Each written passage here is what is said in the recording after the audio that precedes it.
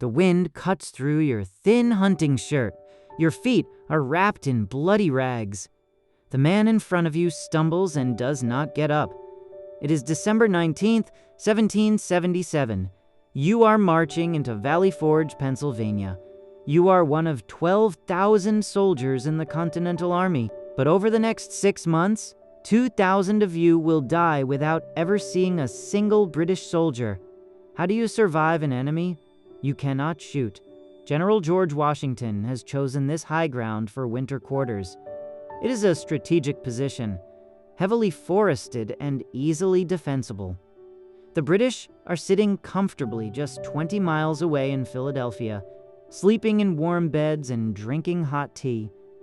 You have none of that. There is no shelter here waiting for you. You have to build it yourself. You are handed a rusty axe. You chop down oak and hickory trees until your hands blister and bleed. You drag the heavy timber through the knee-deep snow. You build a log hut, roughly 14 by 16 feet in size. 12 men will live inside this wooden box. There are no windows to let in the light. The thick smoke from the crude mud fireplace fills the room, constantly burning your eyes and choking your lungs. You lie down on the freezing dirt floor. You are already starving.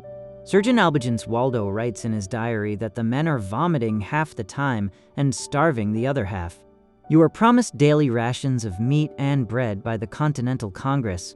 You almost never see them. The supply lines are completely broken, paralyzed by winter storms and terrible roads. Instead, you eat firecake.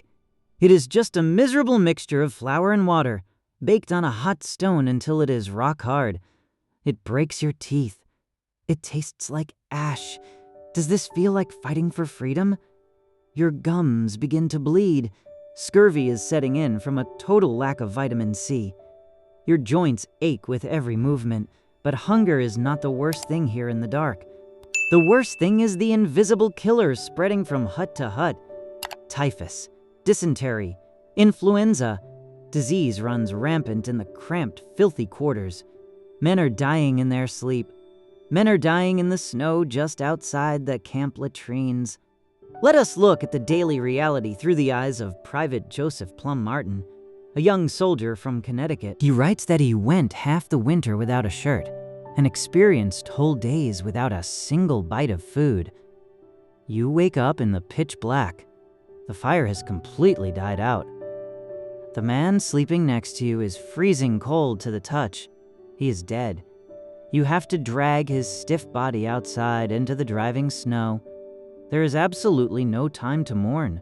You have to find dry firewood. You have to boil water. You have to somehow survive just one more hour. The army is slowly dissolving around you. Men are deserting by the hundreds, slipping away into the night to go back to their farms. Mutiny is whispering through the camp lines. Why stay here and die for nothing? Washington writes a desperate letter to Congress, warning that the army must either starve, dissolve, or disperse. The situation is dangling by a thread.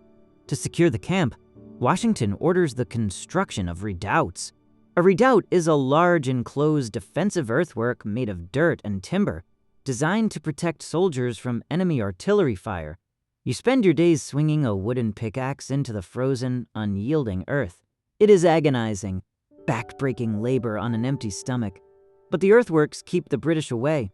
They know an attack on Valley Forge would be a bloodbath, so they just wait for winter to kill you. Then, in February, a strange man arrives in the camp. His name is Baron von Steuben. He is a Prussian military officer with a chest full of medals and a loud, commanding voice. He speaks almost no English, but he knows exactly how to build a professional army. He looks at your miserable, starving, undisciplined camp and immediately goes to work. He takes 100 men and forms a model drill company. You are one of them. He teaches you how to march in perfect step. He teaches you how to load and fire your musket with brutal efficiency. He teaches you how to actually use your bayonet, the long steel blade attached to the end of your musket. Before this, you just used it to roast meat over the fire or chop firewood. Now, It is a deadly, synchronized weapon. He curses at you constantly in a chaotic mix of German and French. Slowly, the men begin to stand taller. He standardizes the camp layout, ordering the latrines to be moved much further away from the kitchens. Almost immediately, the staggering disease rates begin to drop. At the same time, Washington makes a massive, highly risky medical decision. He orders the mass inoculation of the troops against smallpox. Inoculation in 1778 is not a simple shot in the arm.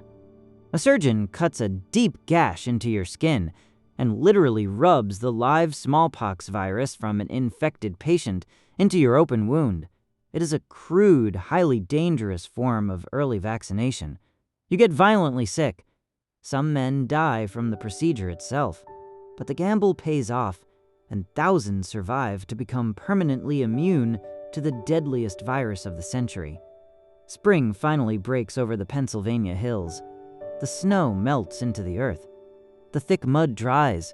You survived, but look closely at the terrible cost. 2,000 men are buried in unmarked, shallow graves across the hillsides of Valley Forge. They did not die in a blaze of battlefield glory. They died shivering, starving, and sick in the dark. Yet, the army that marches out of Valley Forge in June of 1778 is entirely different from the shattered militia that limped in. You are highly disciplined. You are lethal. You are a professional fighting force. At the massive Battle of Monmouth just weeks later, you stand toe-to-toe with the finest infantry in the British Empire in the sweltering heat, and you do not break. When we think of the American Revolution today, we usually picture brilliant generals and dramatic, sweeping battles. We think of grand documents and bold declarations. We rarely think of the dirt floor. We rarely think of the firecake, the frostbite, and the freezing, terrifying nights. The ultimate price of independence was not just paid in blood on the battlefield. It was paid in the silent, agonizing endurance of ordinary people who simply refused to quit when everything told them to give up. You pull your collar up against the cold one last time. The wind cuts through your thin hunting shirt.